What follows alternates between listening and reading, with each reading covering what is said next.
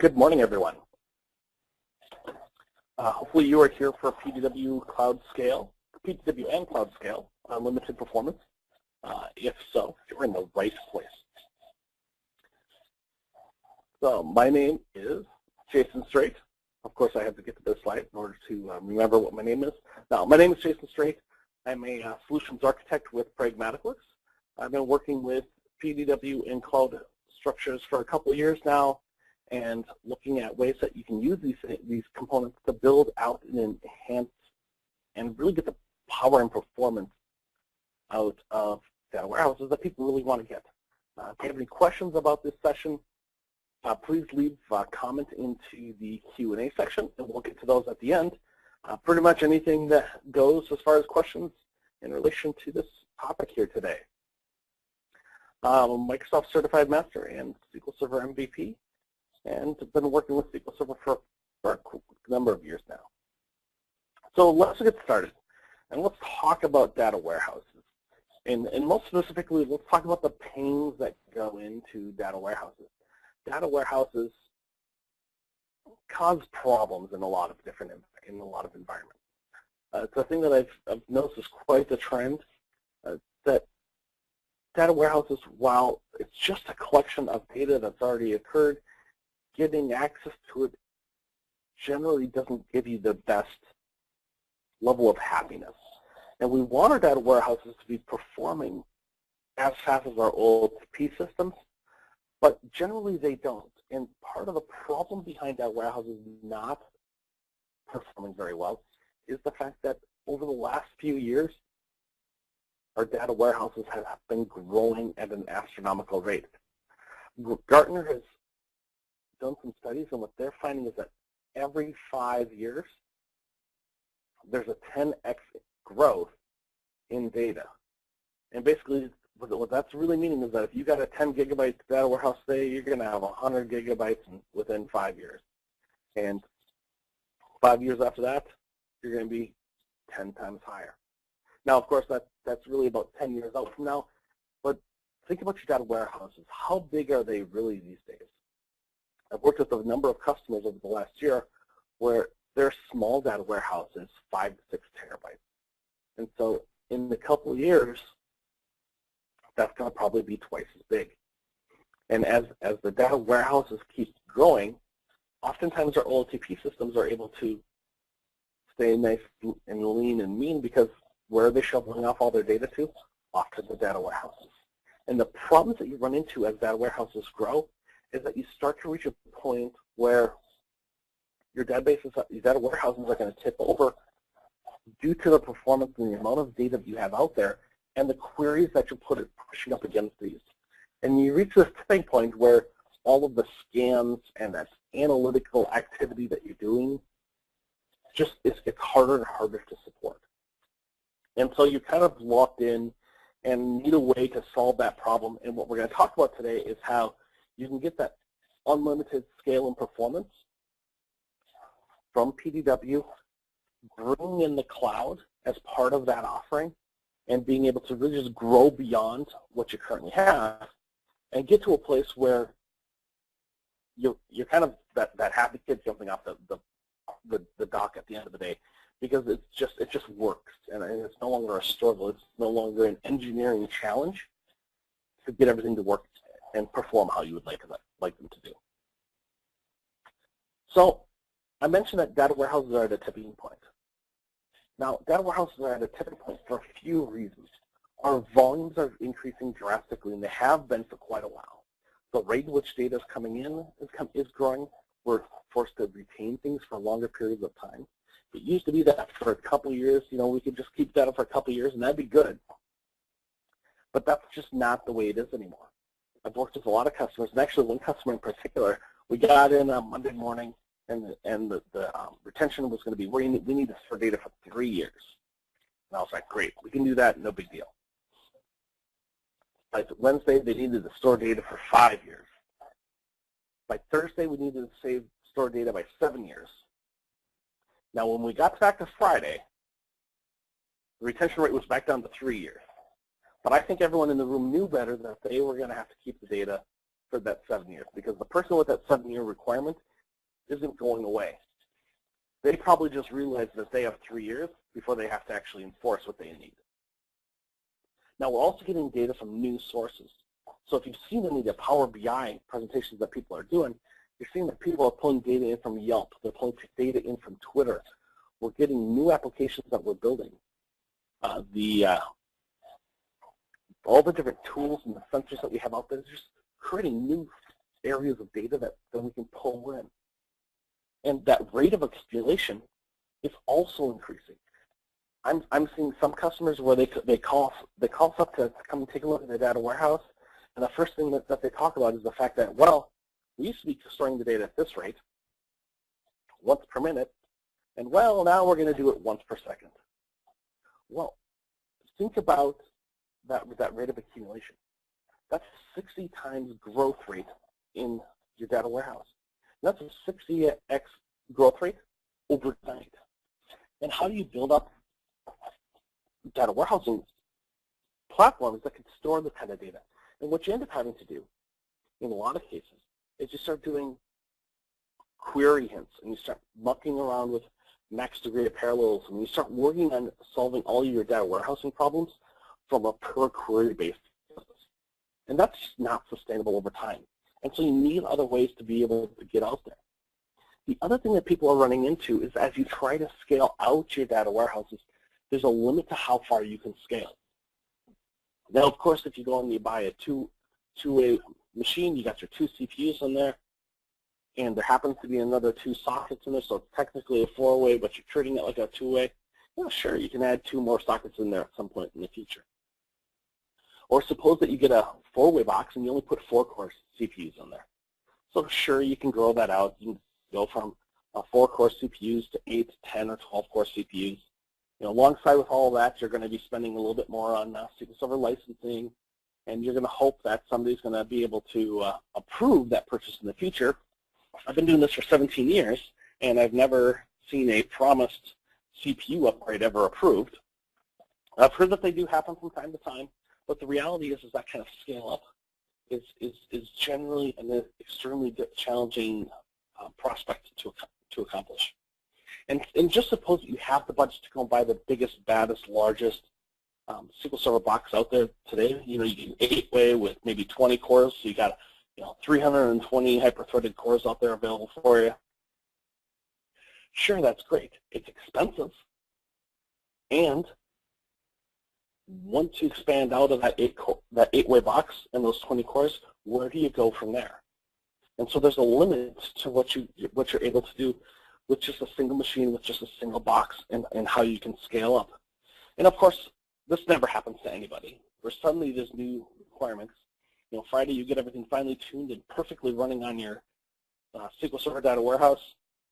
Money rolls along and somebody lets you know, yep, we're doubling the data.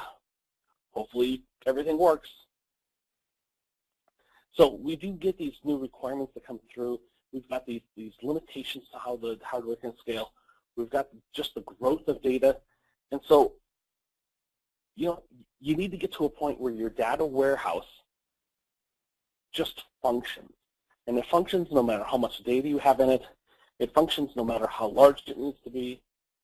It works with the queries that you write at the beginning throughout the entire lifetime and life cycle for the data warehouse. And I'm sure if you're listening in, well, hopefully you're listening in if you're watching.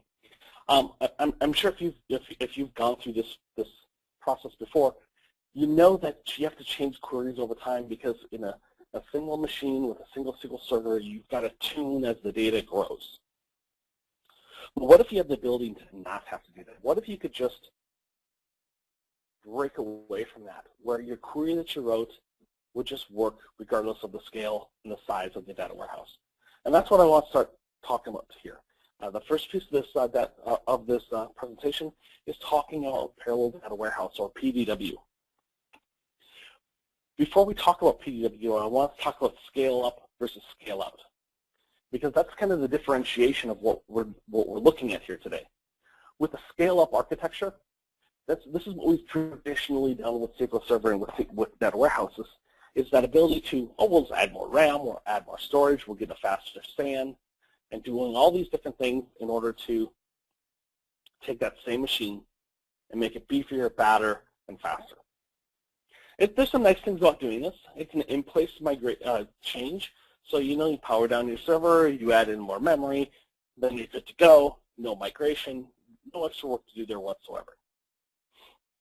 Of course, once you get that additional RAM and those additional CPUs, you may have to go back through and rewrite a bunch of queries because, well, now that you set things for maxed out 5, now that you've got 5 times more CPUs, maybe you could go that and push it up to maxed out 10. And so you do have some rewrite that you would have to do in a scale-up architecture.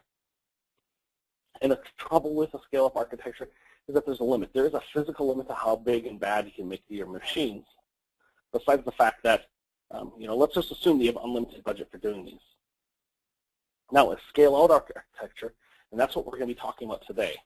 So anytime I say scale up, I mean scale, I just mean scale out. What a scale-out architecture is that it's that ability to add in just general commodity-type servers.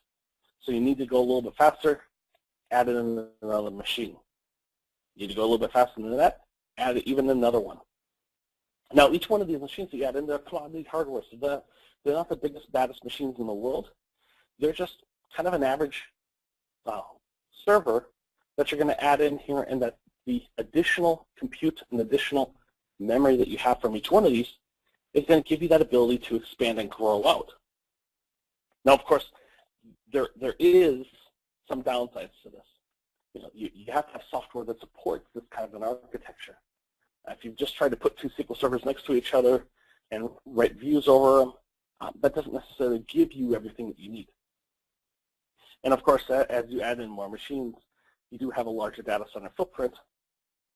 But when you're talking about small commodity machines, it's not racks and racks and racks to get really high-level performance. It's really just maybe filling up a rack. The nice thing about scale-out is that if you're working with a scale-out application, as that scale-out application gets more hardware underneath to build and to work with, you don't have to rewrite your queries because the application is designed so that as you grow, it continues to distribute the workload further and further and further and gives you an easy growth path so that realistically shoving in a new server, it just works. And so scale out is really kind of that way to go with data warehousing, and it's that ability to continue to grow. Because with SQL Server right now, if you think about how it's designed with the typical SQL Server architecture, it is really geared towards just a single server environment. And if you think about data warehouses, and the way in which data warehouses work is data warehouses aren't about finding that one individual row.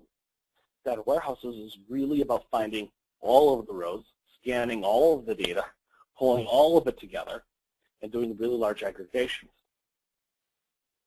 And when you're looking at that kind of a workload, if you're able to distribute that across multiple machines, you can get a lot of benefit because you're not going to be focused on a single machine. You're going to be focused on all of the machines. And so you can go to a nodes-based architecture, which I'll introduce here, the pieces of it for here, where you're able to just add in additional hardware and build up from there. And so let's talk about this architecture. Let's talk about how you can get a single server and build out your data warehouse. And so what we're really talking about here is we're talking about the analytics platform system that Microsoft had just recently rebranded, not bland, rebranded. So it's the analytics platform system, or APS, and the piece that we're talking about is the parallel data warehouse region. And they call it a region because it's a scale unit of just different pieces that come together to make one PDW scale unit. And when we're talking about scale units, what we're really talking about is the ability to take your data warehouse and scale it up from a linear performance perspective. if you think about a typical scale up versus the scale up, when you go in and you add in, say you go from having 100 gigs of memory to having 200 gigs of memory, you don't have the ability to ensure your manager that, yes, you give me twice as much memory and I will work twice as, and this platform will work twice as fast. With the scale-out architecture and linear growth that comes with these types of architectures, you can say that this query that's drawn in the system, that's fully using all the resources, when I go from 1 scale unit up to 2 scale units and I add additional capacity, yes, I'm going to run twice as fast. We've done this with a few customers as I've worked on Parallel Data Warehouse and APS over the last couple of years. And we've gone from a half rack to a full rack and seen anywhere between double the performance to 170, so 200% improvement to down to 170% improvement.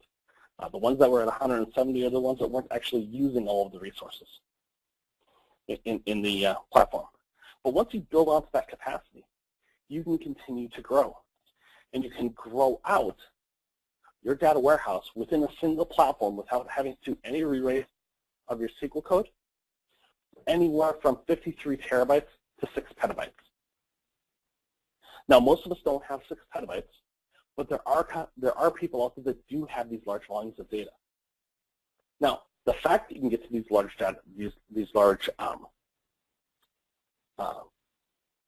warehouses, though, doesn't discount the performance that you get on the lower end of the scale. Because the lower end of the scale and the higher end of the scale, you actually get the same performance profile because of the way in which the environment is architected and the scale-out capabilities that you have within the design. And so what you're able to do, and I believe I have to zoom it plugged in because I know that the text is kind of small here, is as you start growing out, there are scale units that you add into this that allow you to continue to grow. And so let's, for a moment, pretend that we've got an HP. There is also Dell and Quantus that provide Parallel Data Warehouse. But for the sake of just going through here, we're going to talk about the HP implementation. There's a little bit difference in how they lay out the hardware. Performance profile over the appliance itself is the same. And so if you look at a quarter rack, what you end up with is a couple compute nodes. And these two compute nodes are your SQL Server data warehouse in a scale-out configuration across 2 physical servers. Across those 2 physical servers, you have 32 cores. And so when you go from 2 compute nodes then up to 4 compute nodes, so you're going to that half rack, now you've got 64 cores.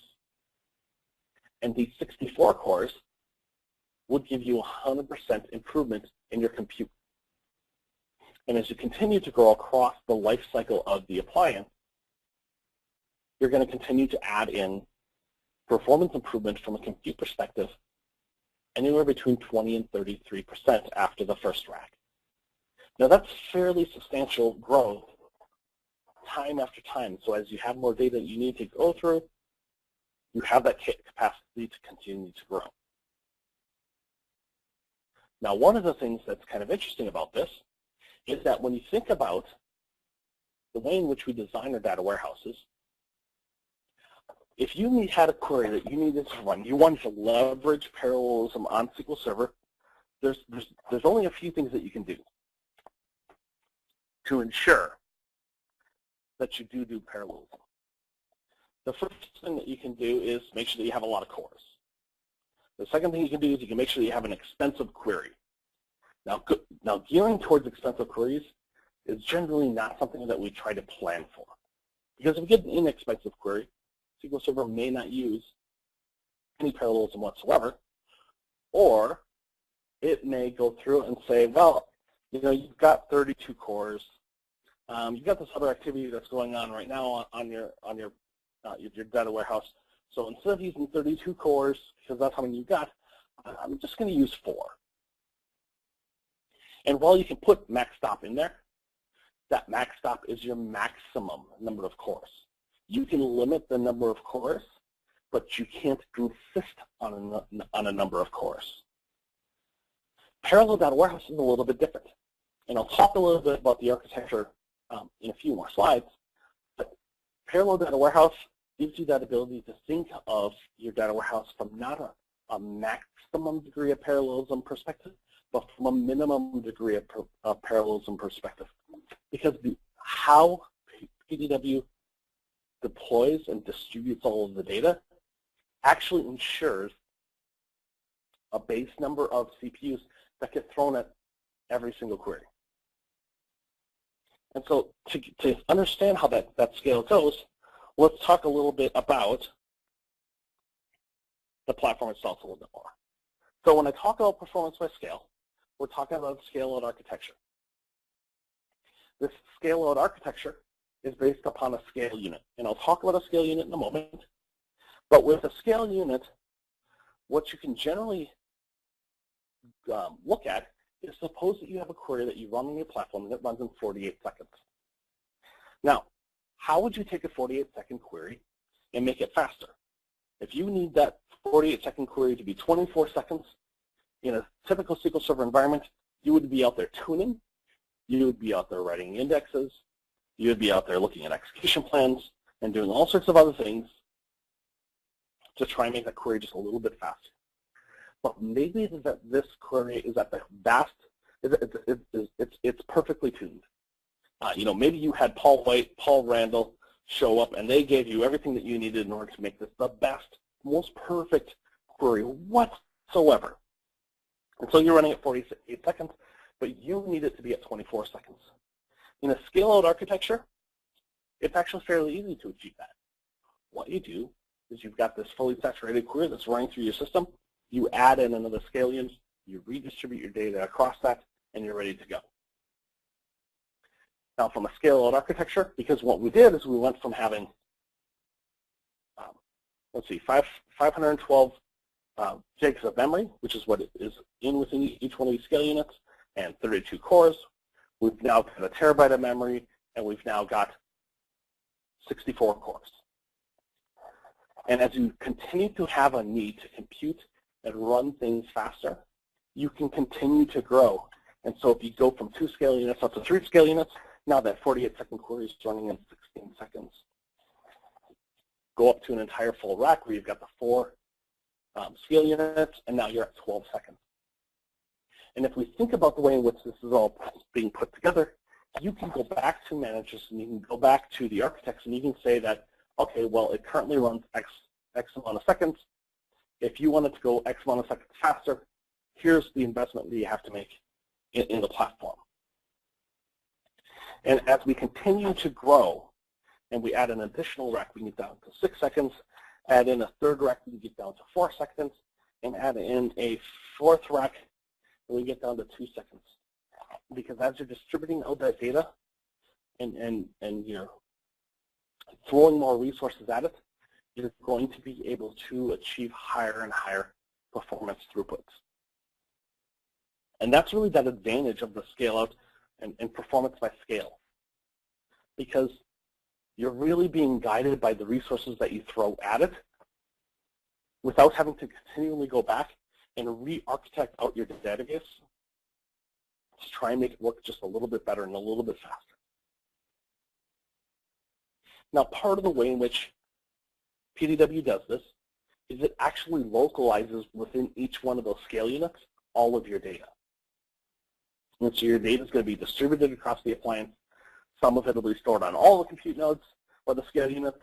Some of it's going to be stored in just in only one of the scale units.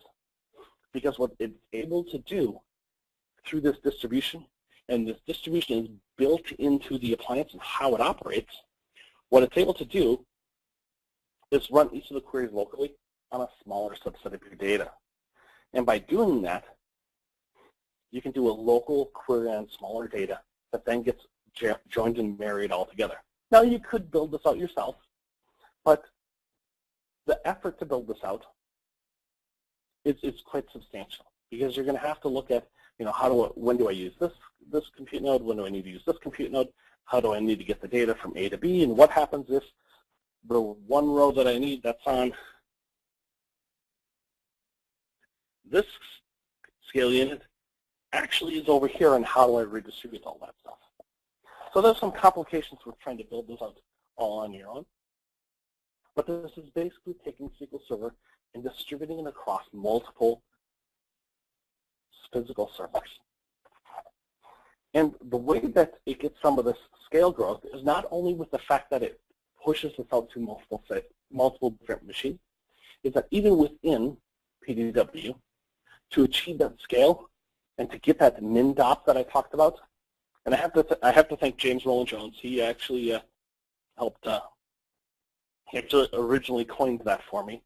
But to get that min-dop, what Parallel Data Warehouse is going to be doing for you is splitting apart not just across multiple physical servers, but within the database itself, it's going to split apart your data. And so you've got data that you're going to distribute across the entire appliance. Well, not only is it distributed across the entire appliance, within each one of those compute nodes, it's going to be distributed as well. And so within a single compute node, each one of your distributed tables is actually going to be broken out into 8 different pieces.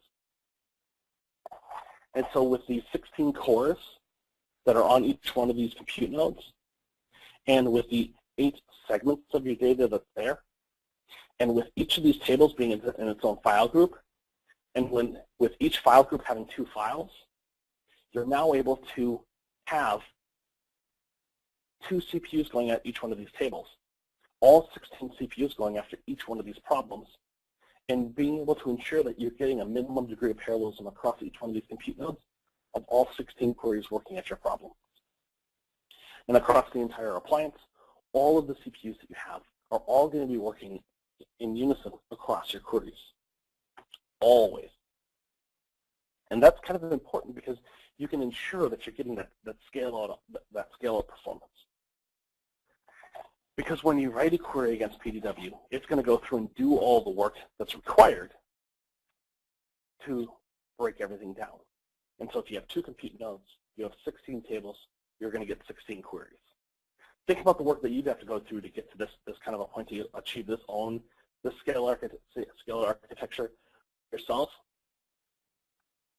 Because as you distribute everything out there, you're going to have the 16 queries going to all of your nodes. It's going to return the results back out. And what you're actually getting from a lower level is you're achieving what you can achieve on smaller databases. You've got your 16 million records, for instance, that's distributed across your nodes. Those 16 million records are in 16 tables. So what you really have is 16 1 million record tables. Now this, of course, assumes even distribution, which is something that we always have to work on when it comes to distributing data. But in a lot of cases, there's an easy way to distribute out the data that gives you a nice even distribution. Now, I did say, is this really, really unlimited? Now, because in the title we said unlimited performance and scale. Well, we can go up to 6 petabytes with PDW right now. I haven't heard of anyone that's on PDW that has a data warehouse that's exceeding, I think the largest that I heard of, and this was just last night, was 4 petabytes. So the customer that's at 4 petabytes, they've got room to grow to 2 more petabytes of data. We're talking about, a fairly large database that you can grow into. This just kind of works. I would say that this is, for all intents and purposes, for most of the people in the world, PDW does give you an unlimited scale to your data warehouse. Now, I'm talking about the unlimited scale part of it, but what I'm not also talking about is the low-end scale. At what point does it make sense to look at PDW? Well, that's kind of a different conversation in and of itself. And when you bring scale-out architecture into your data warehouse, I would actually say if you are doing any data warehouse where you're looking at doing a middle tier deployment, I would personally recommend looking at that at Parallel Data Warehouse, because you're building your middle tier, your 2-way, your 4-way data warehouse. into an architecture that is going to outlast the current needs and the 2 years from now needs. It's going to outlast that need where you suddenly have 5 times as much data because something suddenly changed.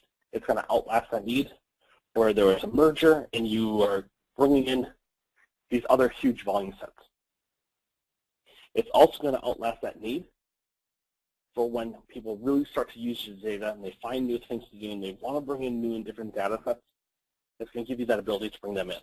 So even on the low end, on the not unlimited portion of data warehousing, PDW is a really good fit because of that whole idea of a distributed workload and that minimum degree of parallelism. Now, I did mention cloud at the beginning. And cloud is another area where you can bring in some additional unlimited scale to your data warehouse. One of the nice things about the Microsoft Azure environment is that there are data centers all over the world, and these data centers will allow you to build out Azure blobs. And these Azure blobs that are out there can store hundreds of terabytes of data. Now, what do you do if your data warehouse is full? So your data warehouse is full. Let's talk about Azure a little bit. What are some of the things up there that you can do for computing and processing data? Now, you could, if you wanted to, just build a data warehouse using virtual machines up in the Microsoft Azure environment. But that's not what I want to talk about today. What we want to talk about today is HD Insight. Because HD Insight is that large-scale ability to bring in and process data and find answers to questions against data that's maybe not completely structured yet. Now, a lot of people like to say that this is for unstructured data, and sure, it's for unstructured data as long as that unstructured data has a structure that you can figure out later on.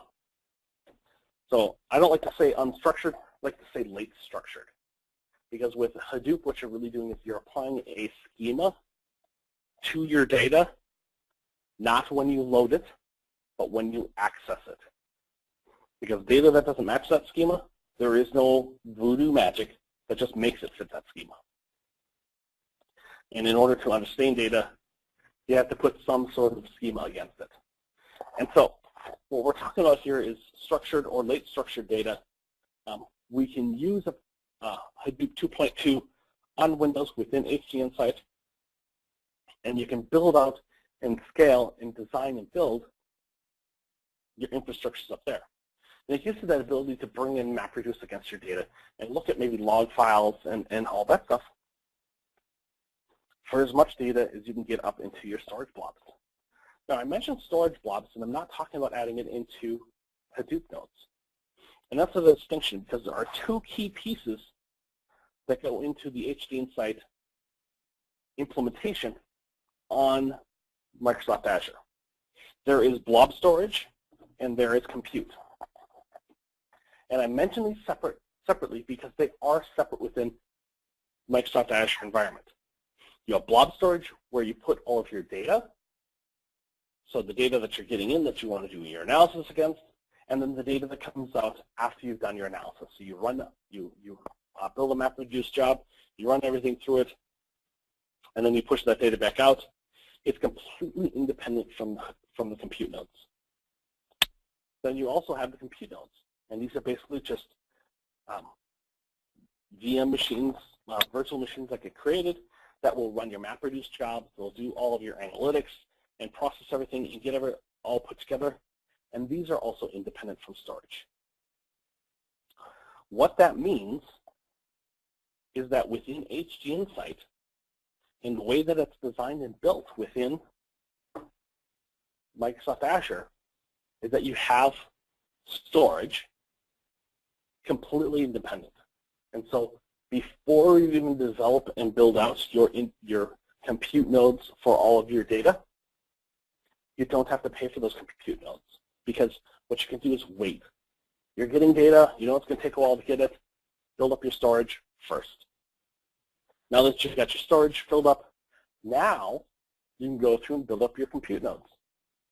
And maybe you do 2 compute nodes, 4 compute nodes, 8 compute nodes. Build up the number of compute nodes that you need to run your process, map it, sort it, shuffle it, reduce it, push that data back out to your storage blobs, decommission all of your compute nodes, and you're ready to go.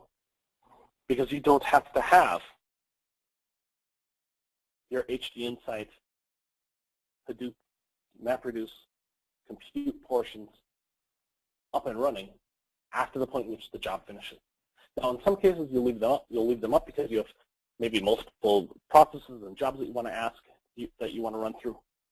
But what if you don't? What if you don't need those to be up anymore? What if you've answered your question and now you're ready to go? And that's one of the things that you can do with HD Insight. And it gives you that ability to scale up and scale down your architecture without having to do a lot of extra work. Now, on top of this is that ability to go back, and if you think about the nodes that you create, suppose that you created 2 nodes for doing your compute, and you get everything running, and you get it all working, and you run through your job, and your job takes 20 hours. And the next time you run your job, you really can't let it take 20 hours. Well, next time you can build it up with 4 compute nodes, or more than that, because it's not tied into your data, into your data storage, and so you don't have to have that tight fit between your storage and your compute. It's one of the main advantages that you get by bringing in HD Insight and using that for your Hadoop implementation. HD Insight in the cloud. Now, I talked about all this, and we first started talking about our data warehouse, and that begs the question, so I've got a data warehouse. Why am I going to push all this data up to Hadoop and doing all that processing up there when all I want to do is I just want to write some queries against it? I don't want to do it in Hive because I've already got some relational data, and I want to just, I just want it to work like it's always worked. And maybe I need to do some additional processing to get the data where it needs to be, but I don't want to do too much extra. Well, you can bring this all together, because we did say our database is full. Our data warehouse has all the data that we want to have in it, but we don't want to bring in all this extra stuff because maybe they just need it for one job, for one process, for one query. Maybe it's just so much that we don't want to have to retain that and make the local investment to access that data. That's where Polybase within the APS system comes into play. Polybase is the ability to connect to multiple data sources within PDW, within your query window, by creating external tables. And you can create an external table from your parallel data warehouse up to HD Insight in the Microsoft Azure environment. And that allows you to stay natively within SQL Server.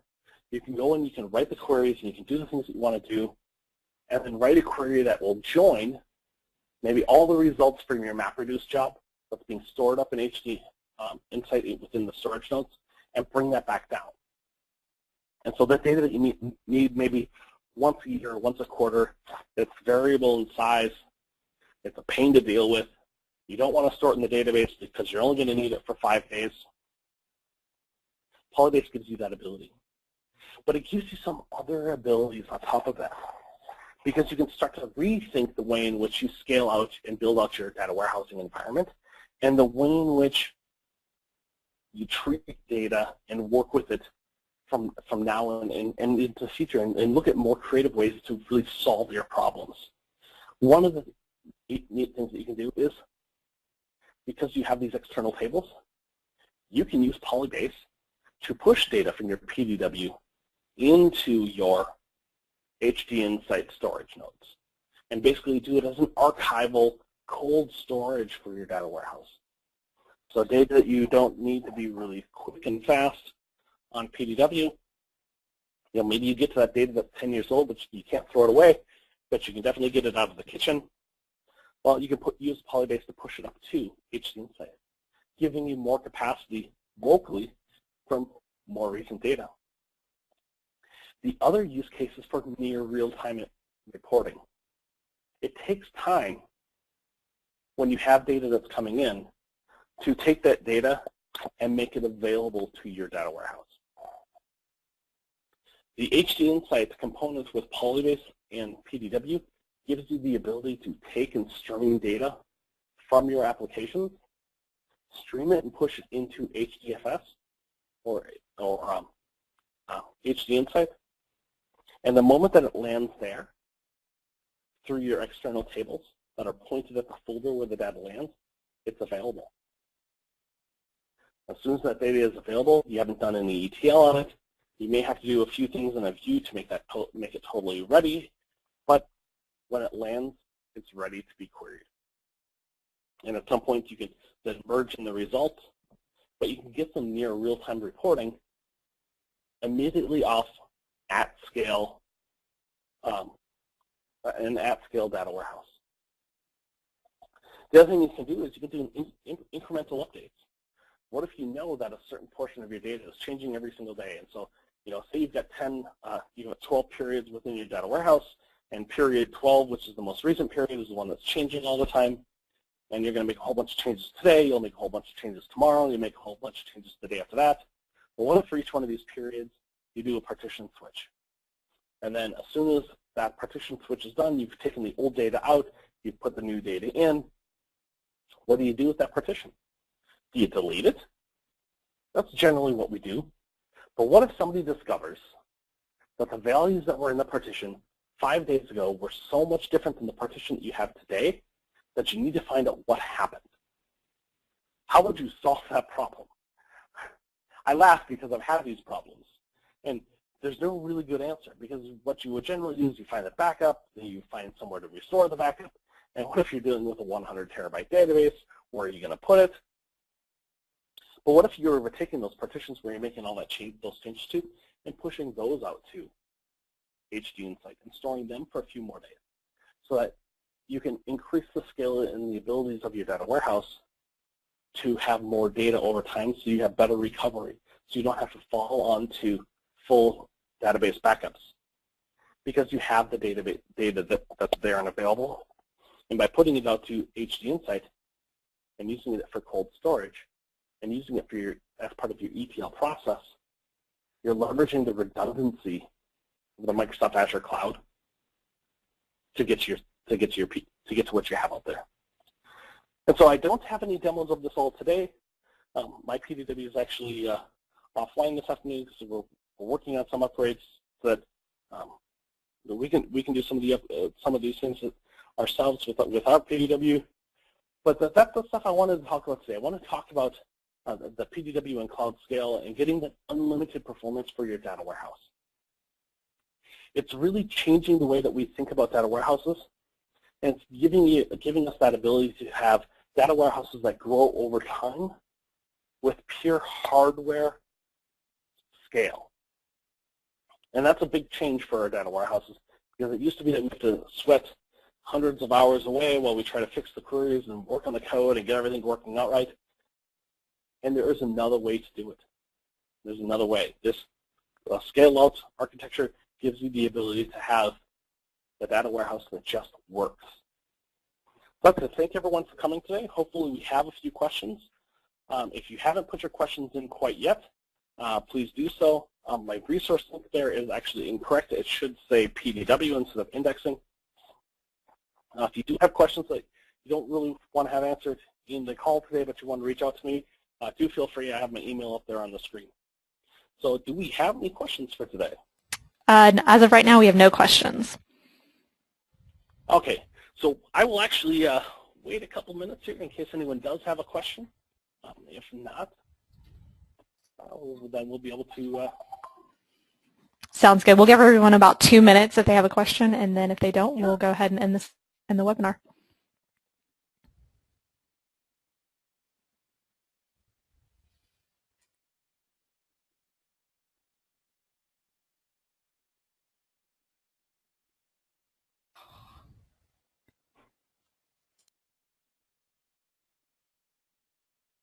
And just to let everyone know, this is a real product. I have had people ask me, is this real? There are hundreds of customers that are out there right now that have PDW deployed and running in their environments. It's really something that's there. And actually, I am just wrapping up an engagement with PDW, getting ready to start another engagement next Monday on PDW. So there is a lot of people that are out there using Parallel Data Warehouse, both small and large organizations. Okay, I think we have a question. I'm going to see if I can get this right. Okay. Is internally Hyper-V used? Yes. Within the Parallel Data Warehouse environment, it's a Windows failover cluster with a Hyper-V infrastructure within there, and basically each one of the compute nodes that's in there and all of the management nodes, they're all Hyper-V instances.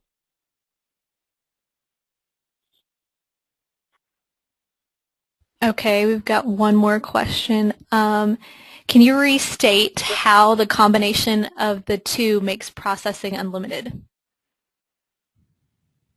Sure. So when you're looking at what's available within what's available within PDW, so you can get up to 6 petabytes of data, and you can get over 800 cores of CPU added. You've really got, for most data warehouses and for most infrastructures, you've kind of got unlimited space there. Now, there are people that are going to get to that 6 petabyte area. And when you start to get to that 6 petabyte area, you can bring in HD Insight to start to offload some of that processing off to HD Insight as well. And HD Insight, whether it's in the cloud or within local machines, can also scale out to, I believe it's either another 6 petabytes of data. I'm trying to think of what that limit is. So and at that point, you're talking about 12 petabytes of data. And when you start to look at what you're able to do with some of the use cases, as far as archival of data, near real-time reporting, moving around and building out incremental update recovery, by leveraging Polybase, which allows you to go through and connect in Hadoop and HD Insight data directly to your PDW or Parallel Data Warehouse data, so your data warehouse stuff, using T-SQL to talk to the two of them. It's the natural T-SQL language. That really gives that ability to just grow and grow and grow. Okay, we don't have any more questions, so thanks, thanks everybody for coming to the webinar today. Yeah, thanks everyone for coming. If people have any questions after the fact, please feel free to reach out to me. I love answering questions on these topics. So.